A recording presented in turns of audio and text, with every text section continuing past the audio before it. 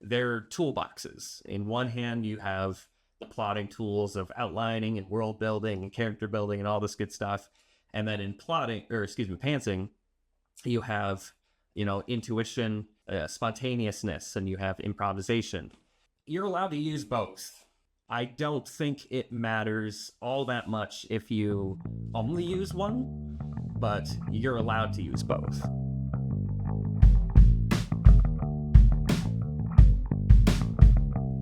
Hello, folks, and welcome to Author Adjacent, a show about the journey from hobbyist writer to professional author. I'm your host, Michael Vadney, and today I am sitting with returning guest, Stephen T. Boers, author of the Ruination game series, and welcome back to the show, Stephen. Hi, I'm back. I'm here. Huzzah, I'm glad you could be back.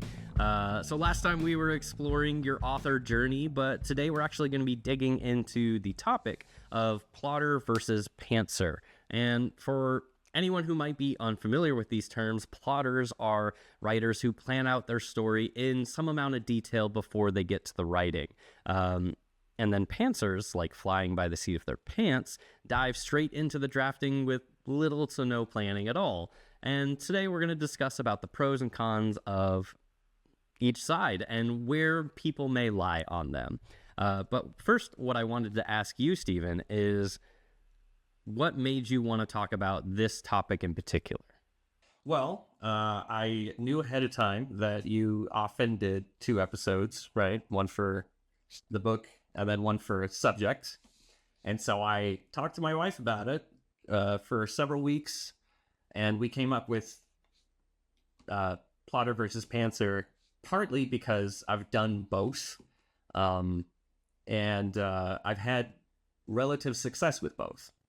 One, I really appreciate the amount of preparation that you put to be on this show. Thank you. It's an honor. Yeah. And two, I wanted to ask, which did you start as? Did you start as a plotter and start drifting to pantser, or was it the other way around? I definitely started as a pantser, and then I sort of weaved my way into a weird mix, and then went full plotter, and then went full pantser, and now I'm somewhere in the ethos of that. What makes it so that you keep jumping back and forth between the two different modes? Part of it is just I like stretching myself in that way. It is, just trying different things, seeing where it leads me. There is definitely a level of, I found that it's a lot easier to plot if I know the characters a lot better. So, for example, the last book of the Ruination game, book 7, which is not out yet, but it will be January of 2027. That one was really easy to plot because I knew the characters inside and out. And I think part of it's been a journey of figuring out why why plotting works for me versus why pantsing works for me. And currently, it's that how well do I actually know the characters and how well do I think I know the characters? No, that makes a lot of sense. I think that's one of the hardest parts to really write the story when you don't know the characters. You don't know who they are, what they're going to do, how they're going to accomplish the things that they're going to accomplish. My own experience very much mirrors that. I consider myself a plotter for the most part. I like to know where I'm going with the story, and when I don't know where I'm going with the story, I feel like I have too many options. There's too many roads before me.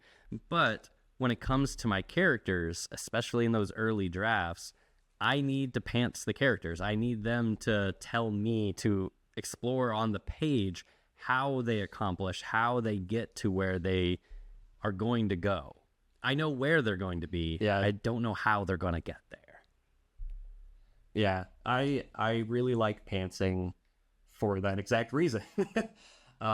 In a standalone book that I wrote and is in some sort of process of beta reading right now, what I did first, which really worked well for me, I think, is I took one of the POV characters I have, and I wrote the first scene, what was going to be the first chapter of the book, and I wrote it, I don't know, 4 or 5 different times until I feel like I understood the character better.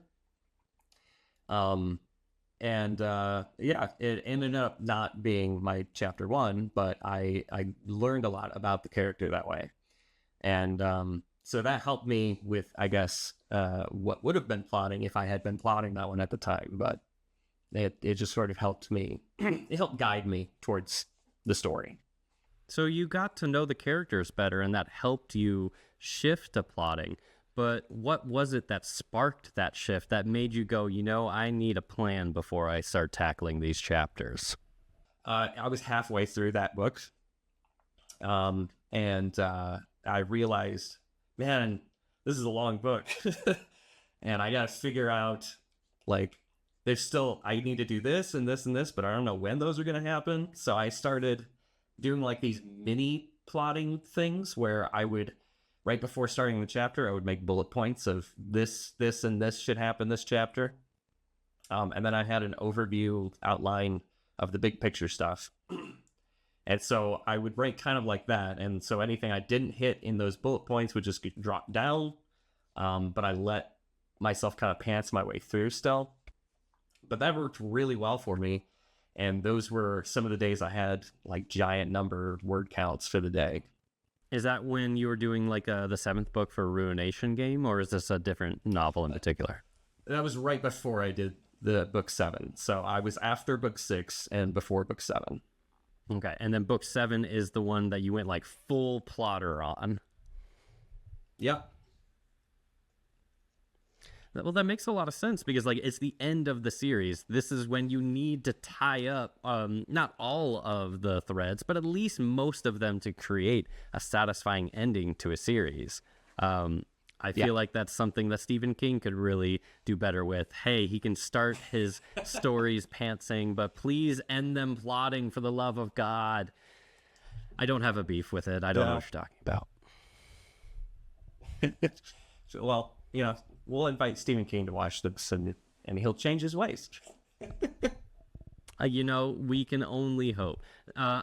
It's like Stephen King is the example that a lot of pantsers give for, like, if he does it, it works. I'm like, yes, but you are not Stephen King. I am firmly of the opinion that plotting is...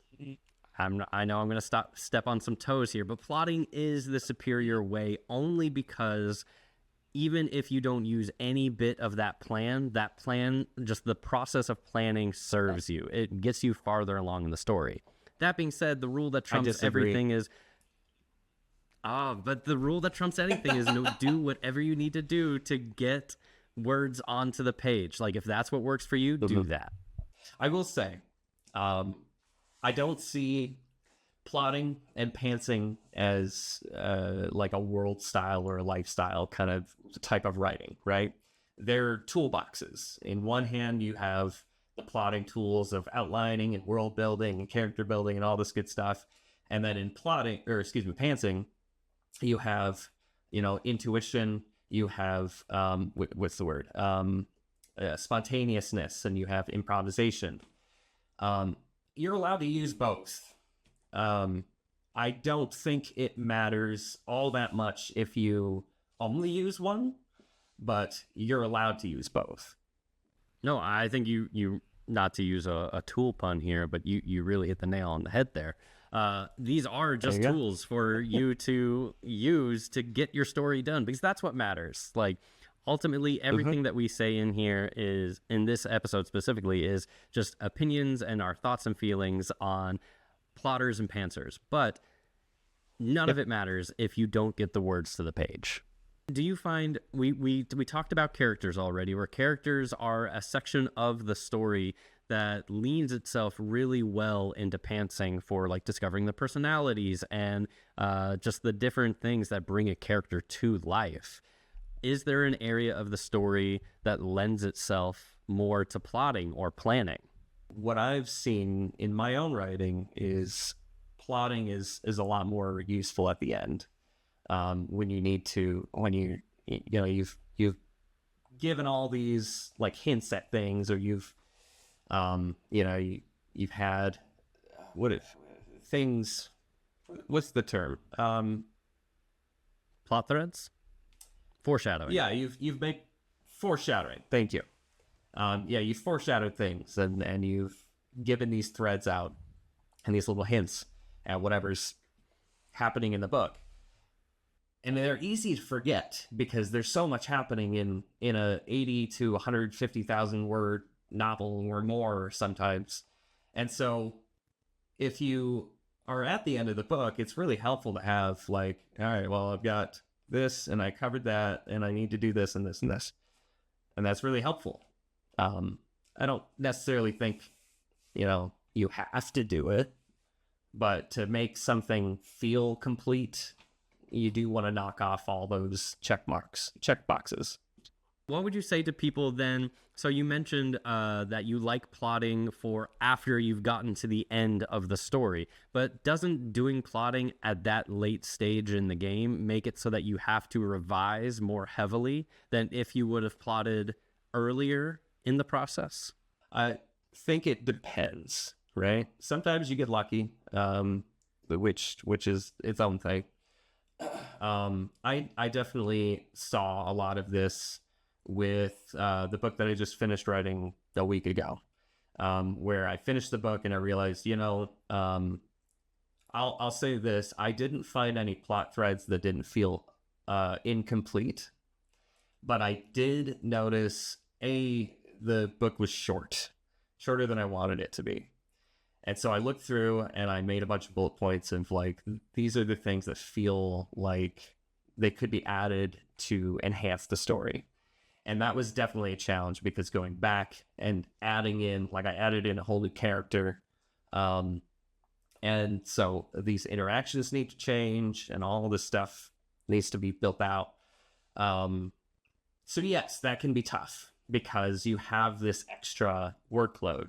I would argue a lot of people spend, months or more, even sometimes, working on their world building or their outline and stuff. Fixing those things in retrospect at approximately, probably around the same time frame. I feel pretty good about pantsing because it feels like progress constantly, as opposed to this isn't on my book, it's just for my book. So that's kind of where I come from in that sense.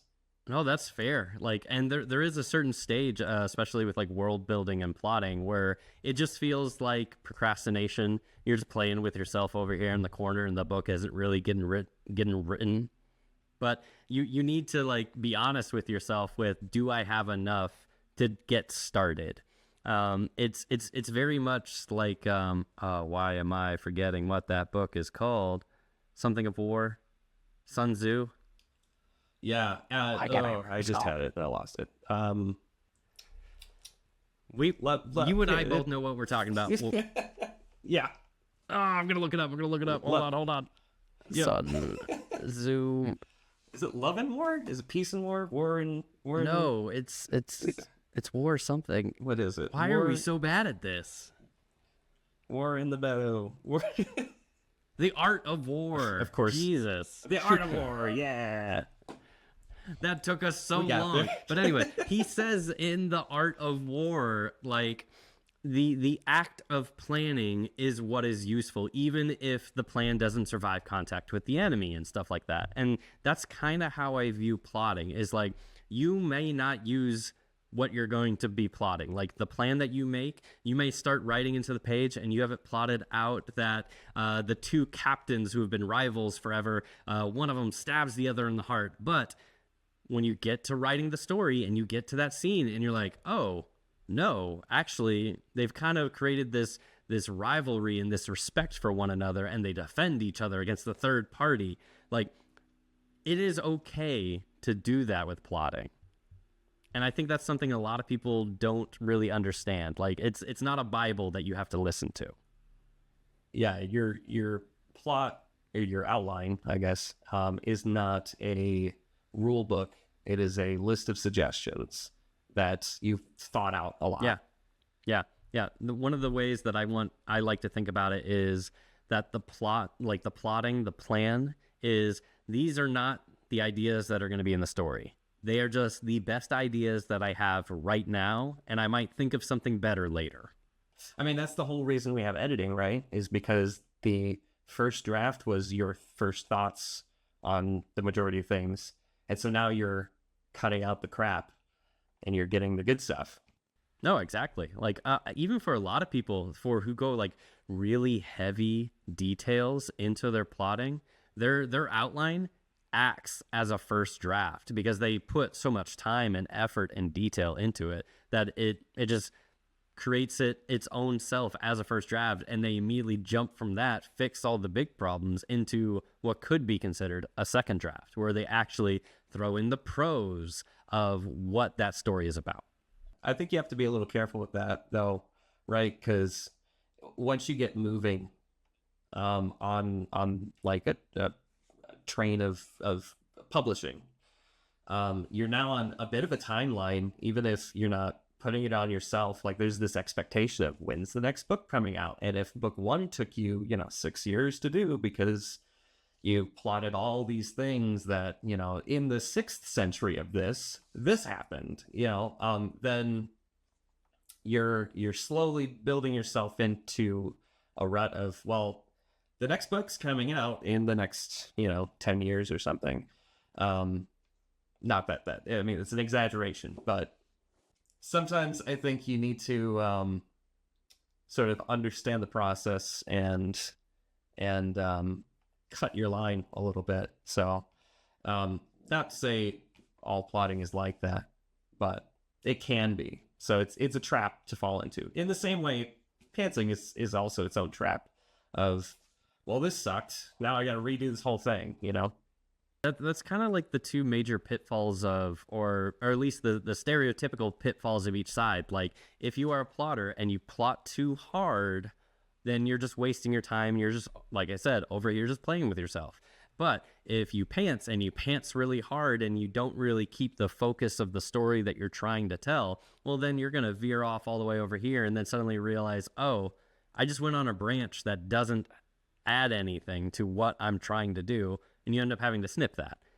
In both cases, it results in a wasted effort. And that's what we're trying to avoid. We're trying to efficiently create these stories. And that's knowing how to focus and knowing when to move on to the next stage. That's tough to figure out sometimes. And in some cases, it's good to have as well, right? Because it does give you the experience of, well, what if I did hit this plot thread? I would also say I would like to make the distinction between plotting and world building, because I feel like world building is something you do to serve your story. I've seen plotters and pantsers do it. It might set up your plot, but it is not your plot. It is not your story. I think one of my favorite examples of this is B. Dave Walters. He does writing for scripts for like TVs and movie. He's also a dungeon master. He is on the podcast called Writing About Dragons and Shit. Great podcast if you haven't checked it out. But he always brings up Star Wars as an example. Star Wars has an intensely rich world building. How do they start every story? For 10,000 years, the Jedi kept the Republic safe. Boom, they throw you into the story. That's all they tell you. They give you one sentence and then throw you into the story. If you want to learn the world building as a reader, you can, but they don't throw it into your face. So don't waste your time or too much time on the world building. That's my advice, at least. That's interesting. Yeah, I hadn't thought about it that way. So in your opinion here, plotting, or I guess with your definition, what is plotting for you? Plotting is planning what the story is going to be, the story that the reader actually consumes.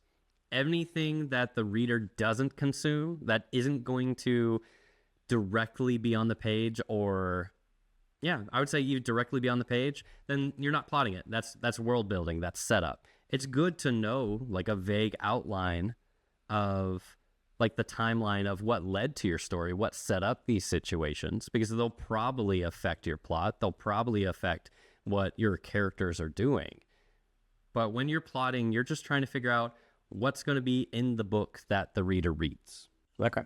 So is that strictly like an outline then?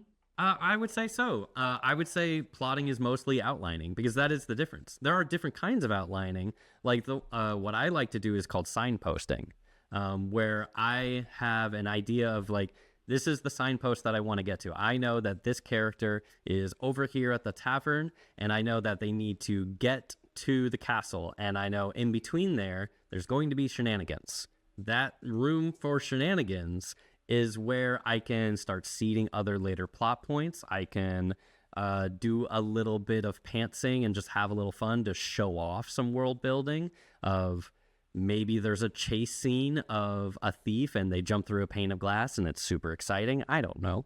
That's my opportunity to stretch my imagination. But I know by the end of it, character needs to be at the castle. Yeah. I mean, I also have, well, I usually have a signpost of some kind. Depends on the book, obviously, but yeah. I don't. I would say your bullet points are a part of plotting. Yeah, I would agree with that. That was definitely when I started thinking in a plotting zone. But yeah, before that, it was just like, okay, I got a signpost. This is where I need to go. Let's just start writing, and we'll see if we get there. I think you and I have kind of danced around it a little bit, but most people are not exclusively a plotter or exclusively a pantser. There are those people that do get very extreme into one end or the other, but most people are on the spectrum somewhere in between there. It sounds like you and I are very close to what level we plot or pants, but I think you pants more than I plot. Yeah. I think we're like equally close to the line on opposite ends.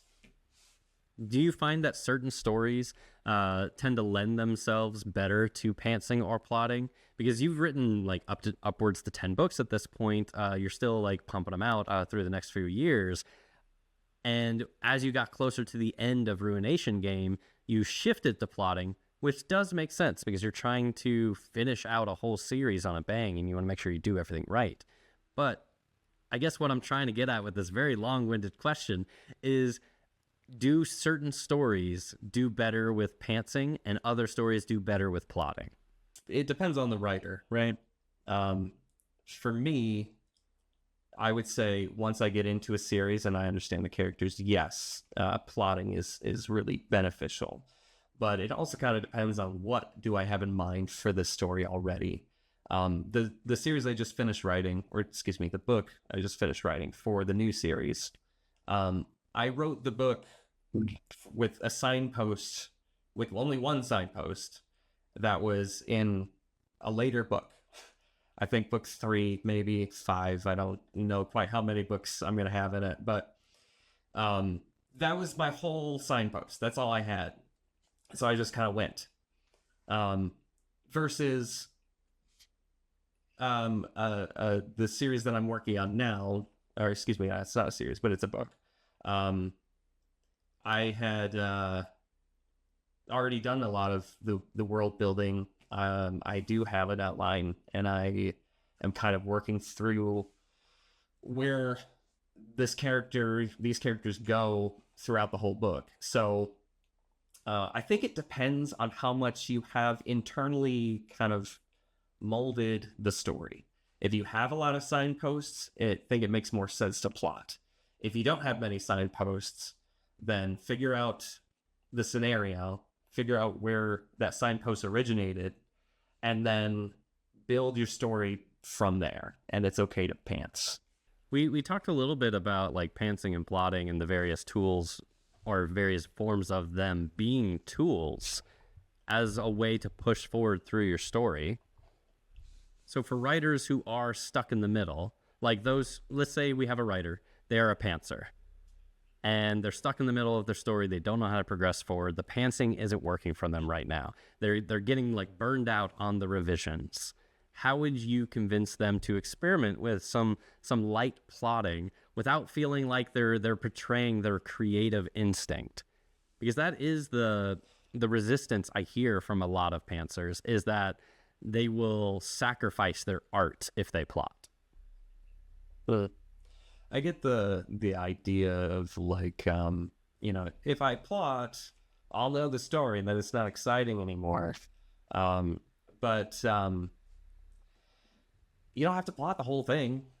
Just plot out the next one or two things. Find something that you're excited to write that is in the future of this story. And then once you find it, start hooking your way to it. And then you can pants if you want, or you can plot if you like that more, but find a hook. And what about on the opposite side? Say maybe we have a plotter who is also stuck. They can't figure out what the next signpost should be. How would you encourage them to try the opposite without feeling like they're just swimming in the middle of the ocean? That's a good question. I stumped him. I think, people who really need the map, sometimes it's fun to just take the map and throw it out the window and see what happens. Because most of the time they'll stop and pick the map up, but not if you take the driver's seat and floor it for a good mile or two. So it's a lot of, what's the phrase, like pushing them in the water and seeing if they sink or swim. If they sink, then, at least they tried it. The thing is that, pantsing is a muscle of creativity, right? Like you're trying to think more on the spot, and you're trying to think from your character's point of view, which is important, I think, because if you're not thinking through your characters, then you can really see the author's hand. And it just kind of feels overly led, right? So make your characters go on these weird side quests because one guy really likes shells for some reason, and figure out where that goes. And if you scrap it, then that's fine, but it got you out of this spot and it got you kind of creatively thinking elsewhere. I think that is a very fair criticism of plotting, is plotting stories, especially when they're overly plotted, you can see the author's hand of, and now they go this way to do this, to move the plot forward, but it doesn't really feel driven by the characters, which with pantsing, that is a strength typically of pants stories, is that they are very good character-driven stories, but then tend to feel weaker on the overarching plot that they're working through. I think that is why I think the best of both worlds, like we were talking about earlier, just pick the tools that you need to create the story that best serves both. So if you could create a hybridization of plotting and pantsing, a new third method, what would you call that method? Well, I think the term I've heard before is plantsing, but I think that's lame, so I'm not going to use it. Come up with your own. Plotterancing. Plotterancing it is. There we go. We shall dub it into the books and scream it from the mountaintops. Let everybody know it is now plottermancing. Sure. That actually sounds better because that sounds more like, magic related or something. And Perfect we're for fantasy. writers, so there you go. Yeah. Exactly. I'll take the copyrights. You can have half of it. Sounds good. We're going to make so much money off of this. We can be done being writers now. This is the way. Tens of dollars.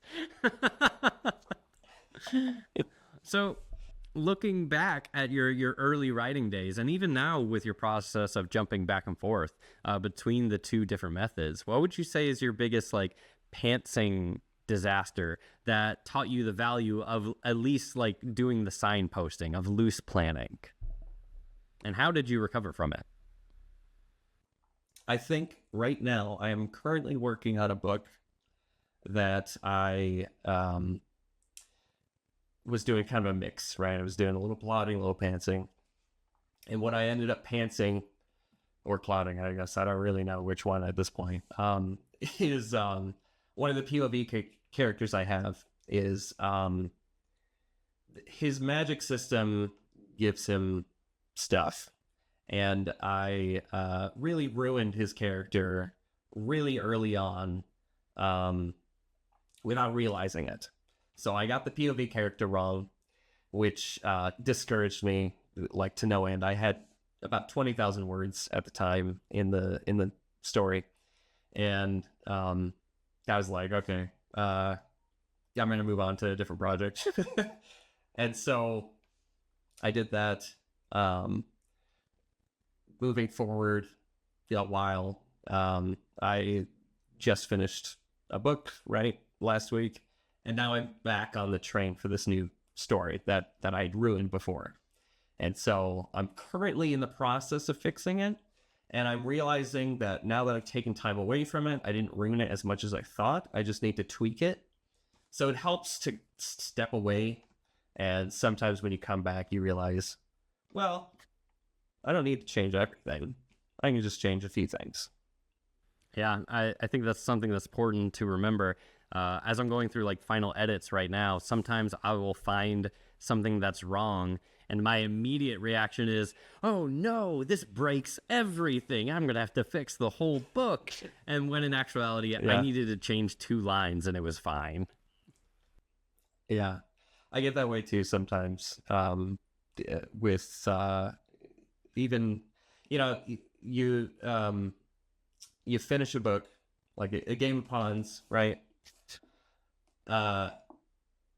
Listening to the audiobook, I realized, that's wrong, and that's misspelled, and all this other stuff. Like, well, I could fix it and then re-upload it, but there's a lot of people who already have the book. Maybe I'll just keep the mistakes in there. I have heard that the best way to find your typos is to publish your book. You'll find them all. It's true. It's true. Have you noticed a difference in your timeline for writing a book when you pants a book versus when you plot a book? Now that you've had like experience doing multiple books in multiple ways?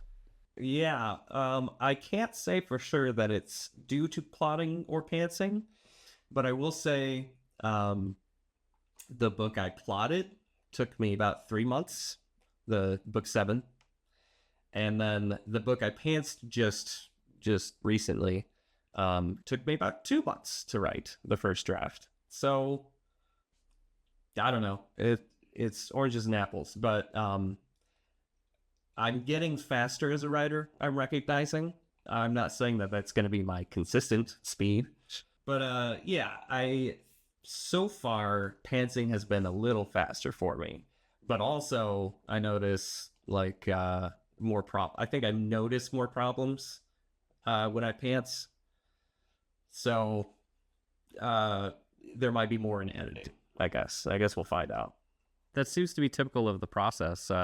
Like you seem to be having very usual experiences with pantsing where it's like there is no prep. You don't need no gear. You just show up with your pen and kick ass. But that means you need to do a lot more revisions as opposed to, oh, okay, I got my backpack, I got my shovel, I got my flashlight. It took me an hour to get these things together, but now I can just go. Yeah, I'm thinking it'll probably be around the same. So not a significant difference in the various processes for changing the timeline of your book. Have you ever read a book and you immediately thought, oh, this is a plotted book, this is a pantsed book? No, I don't think I'm that good at recognizing that. I suppose I'm thinking more on like traditionally published books in that case. I've started reading indie stuff I don't know, a couple years ago, was it? Maybe last year. And so maybe when I get more into reading more of those, I'll see kind of a difference. But right now I haven't really noticed. I mean, for all I know, I've only been listening to plotters, so I couldn't like identify, but we'll see. It can be hard to tell. And even then, I feel like I get a notion of one or the other sometimes when I'm reading, but there's no way for me to confirm it unless I actually reach out to the author and be like, sir, what did you do? Ma'am, how did you do this? Yeah. Yeah. Well, also editing, I think, takes away that random element, right? Of did you think this through, or was it, by the seat of your pants kind of thing? Because you can definitely add in why I should really foreshadow this, or I should give some hints into this, or ask more questions in this way. So I think editing takes that's something I think really does come out in the editing, is the foreshadowing. It is so much easier to foreshadow on a second pass because you already know what's going to happen. That's something that I keep running into now, is that as I'm going through the final pass, it's like, oh, and then I can put right here the foreshadow that this is going to happen, and foreshadow here that this is going to happen. Yeah, I definitely did a lot of it for, writing the Ruination game. At the time, I'm like, 5-6 books in, and I'm like, okay, well, I should add this in. That's, for 4 books later or something like that. So going into the future then, do you think there is one method or the other that you feel more drawn to, or do you think you're going to keep ping-ponging back and forth depending on the whims of the book? Yeah, I bet I will be ping-ponging back. Right now, I'm in the mindset of I like pantsing, so I'm going to pants a lot. And it just so happens that the book that I'm currently working on, I had already plotted a lot of. So when I work on something new, it'll probably be pantsing through it. But we'll see. I've changed my mind once. I probably will change it again. At least you're keeping it fresh. Yeah, and I'm consistent with changing. Consistently inconsistent. Yeah, exactly. That's the name of the episode right there. Yeah. So we are getting close towards the end of our time. What's the one piece of plotting versus pantsing advice that you would give to debut authors who are terrified of their story unraveling without a map or without that artistic soul? Just remember, they're tools. They're not your foundation. They're things that you use to finish your book, and they're not going to make you do one thing over the other. You have both toolboxes. Use both toolboxes. Well said. Stephen, where can the people find you? Where can they find your books? You can find me on X, the old Twitter, as it were. I don't remember my username for it, to be honest. But you can find me there if you look hard enough. You can find my books on Amazon. The Ruination game is up to books 3 right now, and book 4 is going to be out February, the second week of February, second Tuesday of February. And then we'll be coming back for book 5 in October. Yeah, that's going to be absolutely wild, as that's going to be the stage where you're switching POV characters too. And don't worry, we'll have like all your links linked down in the description of the show. All right, awesome, thanks. Of course. And folks, please remember, until next time, let's be author adjacent together. All right, cool. We did the thing.